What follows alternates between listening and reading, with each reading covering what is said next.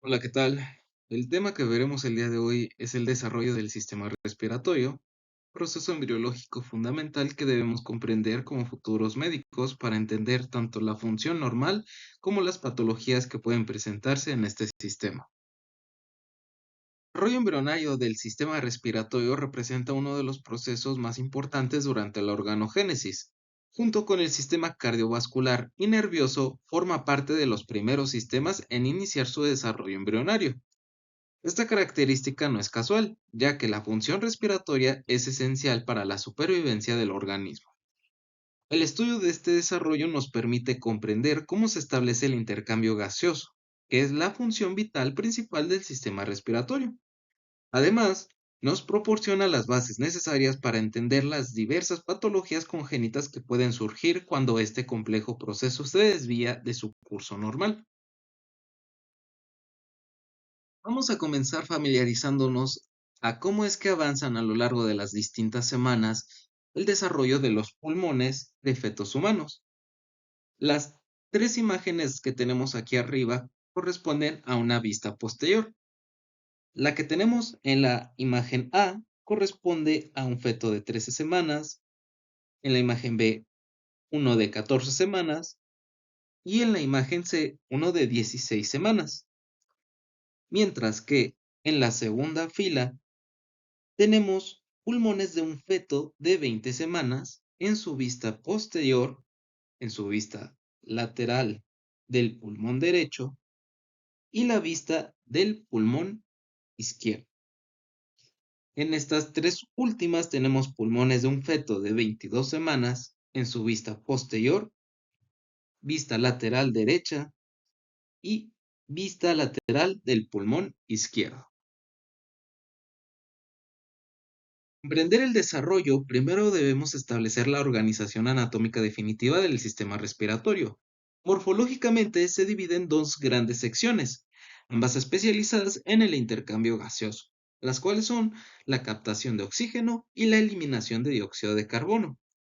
Las vías respiratorias superiores incluyen la nariz, las cavidades nasales, los senos paranasales y la faringe, mientras que las vías respiratorias inferiores comprenden la laringe, la tráquea, los bronquios, los bronquiolos y los alveolos. Es importante destacar que estos tres últimos constituyen anatómicamente el pulmón. El aire sigue una trayectoria secuencial desde las fosas nasales hasta los alveolos, donde finalmente ocurre el intercambio gaseoso. Un aspecto embriológico relevante es que el tejido de sostén que recubre todas estas estructuras a partir de los bronquios lobulares tiene su origen en el mesodermo esplácnico. Ahora, lo que vemos en la imagen corresponde a las vías respiratorias inferiores, en una vista panorámica donde se observan los bronquios, los bronquiolos y los sacos alveolares. Aquí tenemos un esquema donde se visualiza la estructura interna del alveolo. La génesis del sistema respiratorio se inicia a partir del intestino anterior, específicamente de una región endodérmica localizada caudalmente a la cuarta bolsa faríngea. El desarrollo comienza con la formación de una evaginación que constituye el esbozo respiratorio primitivo. El ácido retinoico desempeña un papel crucial en este proceso inicial, siendo fundamental para la correcta localización y configuración del esbozo respiratorio. Su deficiencia puede provocar malformaciones graves como la fístula traqueoesofágica, la hipoplasia pulmonar y la agenesia del pulmón izquierdo. Desde el punto de vista molecular, el factor de transcripción NKX2.1 se expresa específicamente en la región del intestino anterior donde surge el esbozo respiratorio. La inducción para el desarrollo de este esbozo está regulada por el mesodermo adyacente a través de moléculas de señalización como WNT y FGF, que actúan como factores de crecimiento de fibroblastos. La nariz, que constituye la primera porción del sistema respiratorio y alberga el sentido del olfato, se desarrolla a partir de estructuras faciales tempranas. Su formación involucra las prominencias nasales mediales y laterales, así como los procesos maxilares y frontonasal. Una estructura anatómica importante es el tabique nasal, que divide el interior de la nariz en dos cavidades simétricas. Este tabique presenta una composición mixta, una parte ósea formada por la lámina perpendicular del etmoides y el vómer, y una parte cartilaginosa constituida por el cartílago septal. Así es como se vería el desarrollo de las fosas nasales. Tenemos en la imagen A el saco y membrana coanal. Esto nos estaríamos encontrando en la cuarta semana. En la imagen B sería un corte medio sagital de la cabeza de un feto humano de 14 semanas, donde aquí se puede observar la cavidad nasal y los cornetes, lo que se puede apreciar que está señalado aquí. Por último, en este esquema de la izquierda tenemos un corte coronal, donde se identifica la posición anatómica del tabique nasal, el cual ya hemos comentado anteriormente, además de las cavidades nasal y los cornetes. La laringe y la epiglotis se originan a partir de componentes específicos de los arcos faringeos. La laringe se forma del mesenquima de los arcos faringeos cuarto y sexto, mientras que su epitelio deriva de la porción media de la hendidura laringotraqueal. Los cartílagos laringeos, que incluyen el tiroides, cricoides y aritinoides, son estructuras esenciales para la función laringea y se forman por condensación del mesenquima de los arcos faringeos cuarto y sexto. La epiglotis, por su parte, se origina del mesenquima situado en la posición ventral del cuarto arco faríngeo. Un proceso importante es la génesis de la glotis, cuya apertura se completa mediante un proceso de recanalización que ocurre alrededor de la 10ª semana del desarrollo. Las alteraciones en este proceso pueden resultar en patologías como la hendidura laríngea, que representa una falla en la fusión de las porciones laríngeas, o la atresia y estenosis laríngea, que se deben a una recanalización anómala que impide el flujo normal del aire. Vamos a ver el desarrollo de la hendidura laríngea a nivel de las bolsas faríngeas 3, 4 y 6. En la imagen A tenemos la sexta semana, en la imagen B nos encontramos en la octava semana y en la imagen C tenemos la 12ª semana. Ya hemos abordado en anteriores videos el desarrollo de las vías respiratorias superiores, por lo cual les invito a revisarlos. Pero para enfocarnos un poco más en esta parte que no hemos desarrollado todavía, vamos a ver el desarrollo de las vías respiratorias inferiores, el cual comienza tempranamente durante el periodo embrionario. La tráquea, los bronquios y los pulmones tienen su origen en el intestino anterior, específicamente a nivel de la cuarta bolsa faríngea. A mediados de la cuarta semana, el factor de crecimiento TBX4 desempeña un papel clave en la formación del surco laringotraqueal. Este surco separa un esbozo endodérmico del intestino anterior, dando origen al primordio de la tráquea, bronquios y pulmones. Para que me entiendan un poco mejor, cuando digo un esbozo, me refiero a la primera etapa del desarrollo de un órgano, tejido o estructura en el embrión. Ahorita estamos hablando de los pulmones, por ejemplo. El esbozo respiratorio experimenta un crecimiento longitudinal y, mediante su interacción con el mesodermo esplácnico circundante, se diferencia en dos porciones funcionalmente distintas. Una porción cefálica que origina la tráquea, los bronquios y los bronquiolos, y una porción caudal que dará lugar a los alvéolos. Al final de la cuarta semana ocurre un evento morfogenético crucial. La yema broncopulmonar se bifurca, formando dos protuberancias conocidas como yemas bronquiales. Estas estructuras se proyectan hacia los conductos pericardio-peritoneales que posteriormente se convertirán en las cavidades pleurales. Lo que tenemos aquí son imágenes del desarrollo de la tráquea, bronquios y pulmones que nos ayudarán mejor a entenderlo. En la imagen A tenemos una vista ventral del intestino anterior, el esbozo respiratorio y surco laringotraqueal.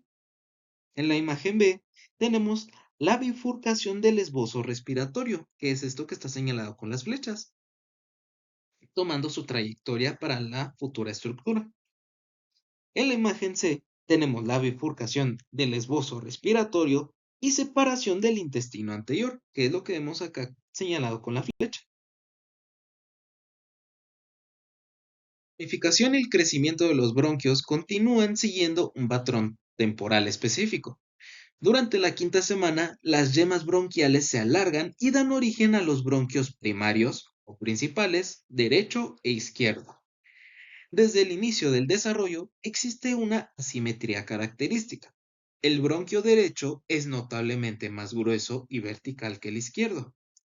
En la sexta semana, los bronquios primarios se subdividen en bronquios secundarios o lobulares. Esta subdivisión refleja la futura organización lobular pulmonar, donde el pulmón derecho forma tres bronquios secundarios, mientras que el izquierdo tan solo forma dos. Durante la séptima semana, cada bronquio secundario se ramifica para dar lugar a los bronquios terciarios o segmentarios, que forman aproximadamente 10 bronquios terciarios en el lado derecho y entre 8 y 9 en el lado izquierdo, estableciendo la segmentación pulmonar definitiva. El mecanismo principal para el aumento del número de alvéolos es la formación de tabiques secundarios de tejido conjuntivo. La regulación genética de este proceso involucra la expresión combinada de los genes HOXA3 y HOXA5. Además, HOXB3A, HOXB6, que son fundamentales en la especificación regional de estas vías respiratorias. Por último, con lo explicado anteriormente, en las imágenes D y la imagen E tenemos la formación de tres bronquios derechos y los dos bronquios izquierdos. En las imágenes F y G tenemos la división dicotómica de los bronquios desarrollados del endodermo y rodeadas por el mesodermo esplácnico. Lo que vemos en amarillo es el tejido de origen endodérmico y lo que tenemos en rojo sería el tejido originado del mesodermo esplácnico. La estructura histológica del sistema respiratorio experimenta una diferenciación progresiva durante el desarrollo. El epitelio, que recorre desde la tráquea hasta los sacos alveolares, se origina completamente del endodermo. La tráquea y los bronquios presentan anillos de cartílago hialino incompletos, que se cierran dorsalmente con músculo liso. Esta configuración proporciona soporte estructural manteniendo la flexibilidad necesaria para los movimientos respiratorios. A partir de los bronquiolos, el árbol bronquial carece de cartílago y su soporte estructural es proporcionado por el estroma pulmonar. Este estroma se forma a partir del mesodermo esplácnico y está compuesto por diversas células, incluyendo células endoteliales, intersticiales y macrófagos, así como fibras de colágeno, elastina y reticulina, que en conjunto proveen el soporte y la protección necesarios para el funcionamiento pulmonar. Las congénitas del sistema respiratorio, aunque relativamente poco frecuentes, pueden tener gran relevancia clínica. Estas anomalías frecuentemente se asocian con otras malformaciones del desarrollo, especialmente del sistema cardiovascular y del tubo digestivo superior. Debido a los síntomas significativos que causan, estas anomalías suelen diagnosticarse en etapas tempranas de la vida. La clasificación abarca desde variantes anatómicas leves hasta afecciones graves que ponen en peligro la vida y la función del recién nacido, incluyendo agenesia, aplasia, hipoplasia pulmonar y quistes. Un ejemplo clínicamente relevante es la hipoplasia pulmonar, que consiste en un desarrollo pulmonar incompleto. Puede afectar uno o ambos pulmones y su gravedad depende del grado de afectación y de la función compensatoria del pulmón no afectado. Esta condición se asocia frecuentemente con la hernia diafragmática congénita, siendo una causa importante de mortalidad en el periodo postnatal inmediato. Podemos ver bloques pulmonares de fetos con anomalías. Por ejemplo, en la figura A tenemos pulmones de un feto de 10 semanas con hipoplasia moderada del pulmón izquierdo, en una vista posterior. En la imagen B tenemos pulmones de un feto de 18 semanas con hipoplasia moderada del pulmón derecho, en una vista posterior. En la imagen C tenemos pulmones de un feto de 15 semanas con importante hipoplasia del pulmón izquierdo, en su vista posterior. Y en la imagen D tenemos pulmones de un feto de 17 semanas con síndrome de isomerismo derecho, en la vista posterior. Aquí donde podemos notar que ambos pulmones son trilobulados, que es característico de este síndrome. Ante el desarrollo intrauterino, los pulmones atraviesan 4 etapas de maduración histológica que son cruciales para su función postnatal. Estas etapas son pseudoglandular, canalicular, sacular y alveolar. La producción de surfactante pulmonar comienza al finalizar la etapa canalicular y es indispensable para el intercambio gaseoso una vez que el recién nacido respira aire.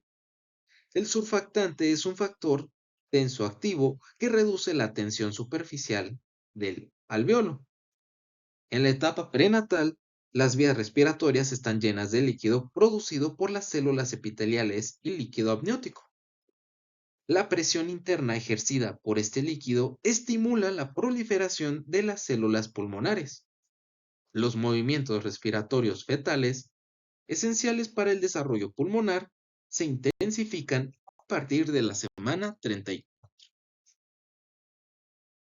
Lo que tenemos aquí sería una fotomicrografía de pulmón humano en un proceso histológico en parafina. Estos nos van a ayudar a entender mucho mejor la histogénesis del pulmón.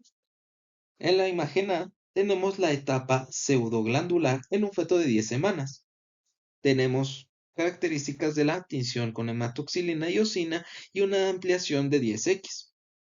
Aquí podemos observar estructuras tubulares revestidas por células cilíndricas, las cuales serían estas. Estas presentan un núcleo basal y citoplasma claro. Además, entre estas estructuras tubulares se aprecian células derivadas del mesodermo esplácnico, lo cual sería todo esto que está apuntado con la cabeza de la flecha. Por otra parte, en la figura B tenemos la etapa canalicular, en un feto de 17 semanas. Igualmente, tinción con hematoxilina y eosina y ampliación 20X. Aquí podemos ver la estructura tubular que se divide por dicotomía y que las células que la revisten son de menor tamaño que en la etapa anterior. Además, podemos observar ya los vasos sanguíneos. En la imagen C sería la fase sacular en un recién nacido. Aquí, características iguales, tinción con hematoxilina y eosina, ampliación 20X, donde se distinguen espacios aéreos y sacos separados por tabiques. Este es el tabique al que me refiero, en los cuales hay neumocitos de tipo 1 y tipo 2.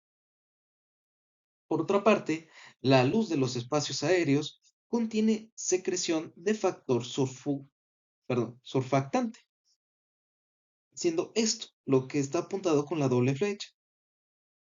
Por último, en la imagen D, estamos ya en la etapa alveolar en pulmón adulto. Aquí sería tinción con tricrómico, perdón, de mazo. Aquí ya necesitaríamos una ampliación de 40X.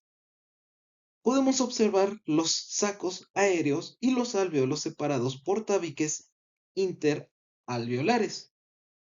Sería lo que está aquí señalado con la cabeza de la flecha. También podemos identificar neumocitos de tipo 1, que serían estos, y de tipo 2, los cuales serían estos, además de vasos sanguíneos. La pseudoglandular abarca desde la semana 5 hasta la semana 16. de gestación, donde esta fase el pulmón presenta una apariencia morfológica similar a la de una glándula exócrina, caracterizada por la ramificación de túbulos epiteliales rodeados por mesenquima. Aunque todos los componentes pulmonares, como bronquios y bronquiolos terminales, ya se han formado, las estructuras directamente involucradas en el intercambio gaseoso, como los alvéolos maduros, aún no están presentes. Los túbulos están revestidos por células cilíndricas que son precursoras de los futuros neumocitos. Aquí los factores de transcripción NKX2.1, SOX2, SOX9, E y D2 son importantes en esta etapa del desarrollo. Es crucial destacar que el pulmón en la etapa pseudoglandular no es compatible con la vida extrauterina. La etapa canalicular ocurre entre las semanas 16 y 27 de gestación. Se caracteriza por un crecimiento significativo de túbulos respiratorios, donde ya se pueden identificar claramente bronquios y bronquiolos terminales rodeados por un mesenquima abundantemente vascularizado. Hacia la semana 24, cada bronquiolo terminal se divide para formar dos o más bronquiolos respiratorios, que a su vez pueden empezar a dar origen a algunos sacos terminales o alvéolos primitivos. Los bronquiolos terminales y los incipientes alvéolos primitivos están revestidos por células cúbicas, precursoras de los neumocitos. Un desarrollo crucial es la formación de la membrana alveolo-capilar, que se inicia cuando estas células entran en contacto con los vasos capilares. La producción del factor surfactante pulmonar comienza hacia el final de esta etapa. Los factores de transcripción HFH4, TTF1, HNF3, alfa participan en la regulación de toda esta fase. Es durante este periodo que el pulmón pasa de ser incompatible con la vida a ser potencialmente viable para la supervivencia extrauterina. La etapa sacular comprende desde la semana 26 hasta el término de la gestación, donde se distingue por un importante incremento en el número de sacos terminales y por el adelgazamiento progresivo de su epitelio, el cual está compuesto por células planas y cúbicas separadas por tabiques. Durante esta etapa ocurre la diferenciación de los neumocitos. Las células cilíndricas de origen endodérmico se diferencian primero en neumocitos tipo 2 y posteriormente en neumocitos tipo 1. Los tipo 2 se caracterizan por la presencia de cuerpos lamelares en su citoplasma, estructuras que aumentan en tamaño y número al final de la etapa, y están directamente involucradas en la síntesis y secreción del factor surfactante pulmonar. Los factores de transcripción TTF1 y HNF3 beta son relevantes en esta etapa. La secreción del surfactante es vital para la maduración pulmonar y la preparación para la respiración postnatal, ya que reduce la tensión superficial en los alvéolos y previene su colapso. La etapa alveolar inicia desde el término de la gestación y se extiende hasta los 8 a 10 años de edad. Durante esta etapa se forman los alvéolos maduros, que son fondos de saco terminales de las ramificaciones bronquiales, caracterizados por una pared fina revestida por neumocitos tipo 1 y tipo 2.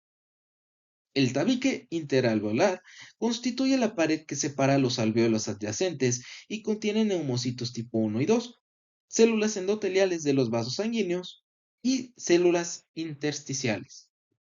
El crecimiento alveolar es notable. El nacimiento, el pulmón tiene entre 20 y 50 millones de alvéolos con un diámetro de 0.3 milímetros.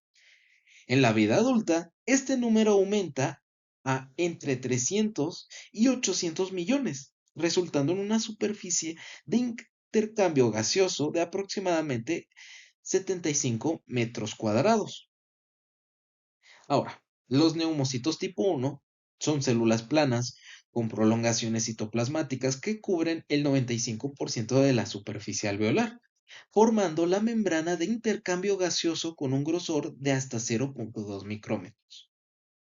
Por otra parte, los neumocitos tipo 2 son células cúbicas metabólicamente activas que cubren el 5% de la superficie alveolar y son las responsables de la síntesis y secreción del surfactante pulmonar, almacenado en sus cuerpos lamelares.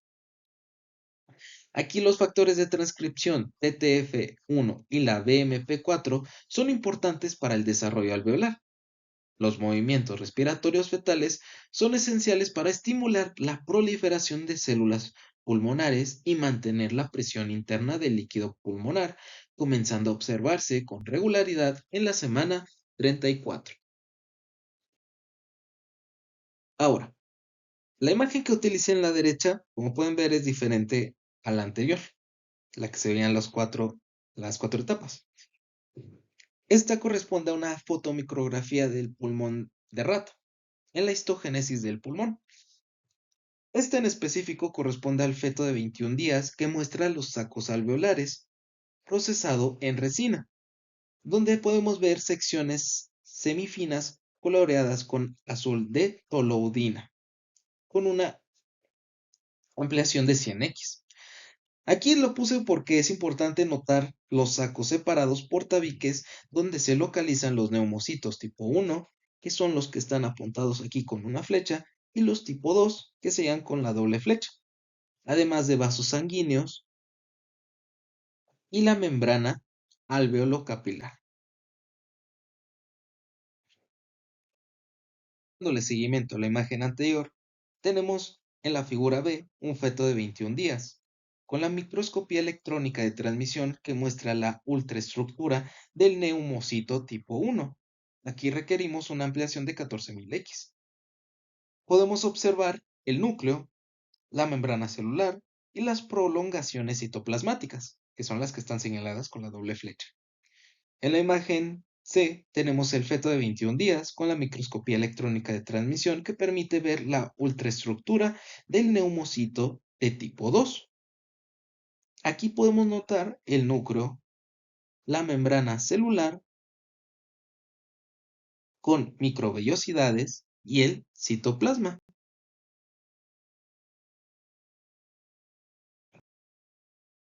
La enfermedad por membrana hialina representa una patología respiratoria crítica en recién nacidos y constituye la principal causa de dificultad respiratoria en prematuros.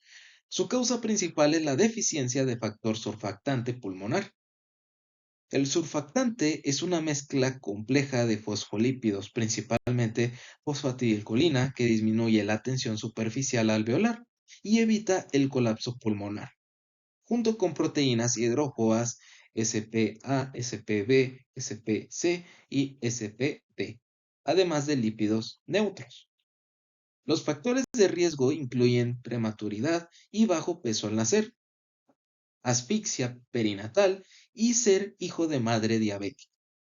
La administración de glucocorticoides y hormonas tiroideas a la madre puede acelerar la maduración pulmonar y la producción de surfactante en el feto. Otras causas de deficiencia incluyen mutaciones en los genes de las proteínas SPB e SPC, donde la asfixia perinatal en prematuros y cesáreas sin trabajo de parto, que pueden ocasionar o agravar la deficiencia del surfactante. Para concluir, resumiré los puntos claves del desarrollo del sistema respiratorio. El sistema respiratorio se forma a partir de una evaginación del intestino anterior que aparece en la cuarta semana del desarrollo embrionario. El esbozo respiratorio se diferencia en una porción recta que origina la tráquea y dos brotes, izquierdo y derecho, que darán lugar a los bronquios y progresivamente hasta los alveolos. El desarrollo histológico del pulmón transcurre en cuatro fases clave: pseudoglandular, canalicular, sacular y alveolar. El mesodermo espláncnico que rodea el esbozo respiratorio es fundamental para el desarrollo del tejido de sostén del pulmón, incluyendo los vasos sanguíneos, las fibras de soporte y la pleura. Los tipo 1 son componentes esenciales de la membrana alveolocapilar, donde ocurre el intercambio gaseoso. Los de tipo 2 tienen la función vital de sintetizar y secretar el factor surfactante pulmonar que mantiene abiertos los alvéolos y permite una respiración eficiente. El sistema respiratorio es fundamental para el intercambio de oxígeno y dióxido de carbono, asegurando la oxigenación del organismo y la eliminación de productos de desecho gaseoso. Las desviaciones en el desarrollo pueden resultar en una amplia gama de anomalías, desde variaciones anatómicas menores hasta patologías graves que comprometen significativamente la estructura y función respiratoria del individuo. Con esto concluimos el desarrollo del sistema respiratorio, el cual fue un proceso complejo, pero fundamental para comprender la fisiología respiratoria y sus alteraciones patológicas. Ya por último, les dejo este esquema que venía en la bibliografía, que es un resumen de todo el desarrollo del sistema respiratorio. Posiblemente no se vaya a ver muy bien debido a que es una imagen pequeña ampliada, pero de todas formas se las dejo por si les llega a servir como repaso.